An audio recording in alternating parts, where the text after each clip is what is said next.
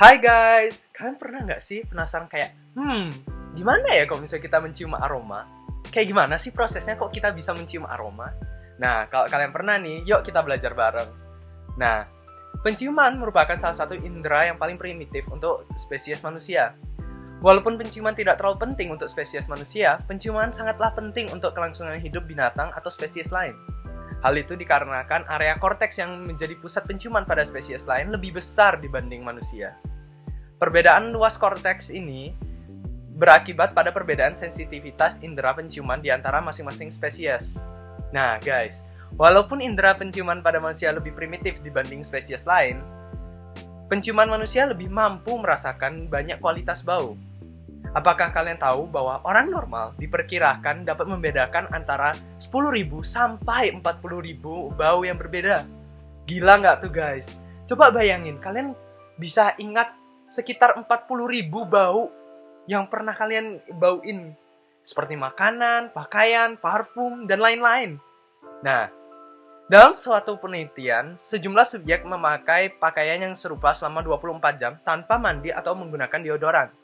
Selanjutnya, pakaian itu dikumpulkan oleh peneliti, kemudian kepada subjek diberikan 3 pakaian tersebut.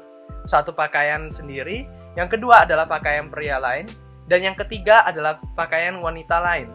Berdasarkan pada baunya saja, sebagian subjek dapat mengidentifikasi pakaiannya sendiri. Wah, gila nggak tuh? Dan mengatakan mana pakaian lain yang dipakai oleh pria dan mana yang oleh wanita. Wah, ini sih gila banget guys. Pasti menarik banget nih. Indera penciuman terdapat pada hidung dari ujung saraf otak nervus olfactorius.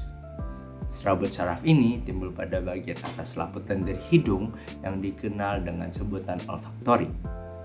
Nervus olfactorius dilapisi oleh sel-sel yang sangat khusus dari bulbus olfactorius yang merupakan otak terkecil. Saraf olfactorius terletak di atas lempeng tulang ethmoidalis. Berbeda dengan indera lain, indera penciuman memiliki jalur yang relatif lebih pendek. Reseptornya yang berada di rongga hidung berhubungan langsung tanpa sinaps ke otak.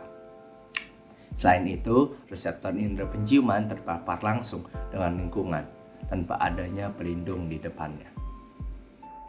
Sistem olfaktorius terdiri dari reseptor di rongga hidung, daerah otak, dan jalur neural penghubung. Reseptornya berupa sel-sel yang berbentuk seperti benang dan dihubungkan dengan saraf olfaktorius. Molekul yang dilepaskan dengan substansi tertentu adalah stimulus untuk penciuman. Molekul meninggalkan substansi, berjalan melalui udara, dan memasuki hidung. Udara yang mengandung kotoran akan dibersihkan, sementara kotoran menempel di hidung dan mengendap menjadi kotoran hidung. Udara yang mengandung molekul odoran ini masuk ke dalam epitelium olfaktori. Molekul odoran dari udara tersebut harus larut dalam lemak. Jika silia dari reseptor penciuman bertemu dengan molekul odoran, maka terjadilah impuls listrik. Proses ini adalah proses transduksi. Molekul odoran yang telah menembus nervus olfactorius dari bulbus olfactorius akan bergerak melalui tractus olfactorius menuju pusat olfactorius dan lobus temporalis di otak, di mana akan dilakukan interpretasi pada stimulus yang masuk.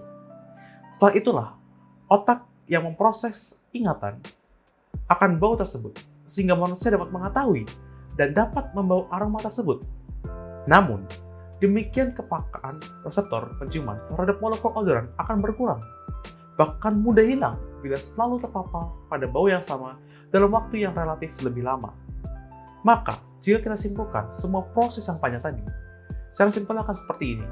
Rangsangan yang ada di udara, yaitu bau, masuk ke dalam lubang hidung, menuju epitelium olfaktori, kemudian menuju ke mukosa olfaktori, ke saraf olfaktori, ke talamus, dan ke hipotalamus. Nah, baru berikutnya akan ke otak daerah olfaktori, yaitu korteks cerebrum yang berada di depan sini, untuk diproses, untuk mengetahui apakah aroma ini ada bau tertentu. Salah satu dari kelainan fungsi indera penciuman adalah hiposmia, yaitu penurunan sensasi bau. Kelainan ini dapat bersifat bilateral dan unilateral. Penyebab dari hiposmia dapat berasal dari hidung, di mana terdapat sumbatan pada saluran hidung, di mana penderita mengalami penurunan terhadap semua sensasi bau. Selain itu, hiposmia dapat pula disebabkan oleh adanya kerusakan pada lobus frontalis, sehingga penderita mengalami penurunan terhadap sensasi bau tertentu. Kehilangan indera penciuman atau anosmia bisa menyebabkan banyak dampak buruk bagi kesehatan, mulai dari kehilangan nafsu makan hingga dapat berpotensi menyebabkan depresi. Dalam kebanyakan kasus, aroma tersebut gagal direspon oleh sel-sel saraf pembau yang menyebabkan otak tidak bisa mengidentifikasi aroma tersebut. Namun dalam kebanyakan kasus, anosmia hanya bersifat sementara dan akan menghilang dengan sendirinya saat penyebabnya sembuh. Namun dalam beberapa kasus, khususnya yang disebabkan oleh penyakit kronis, kondisi hilangnya indera penciuman ini bisa terjadi dalam waktu yang sangat lama. That's all, folks.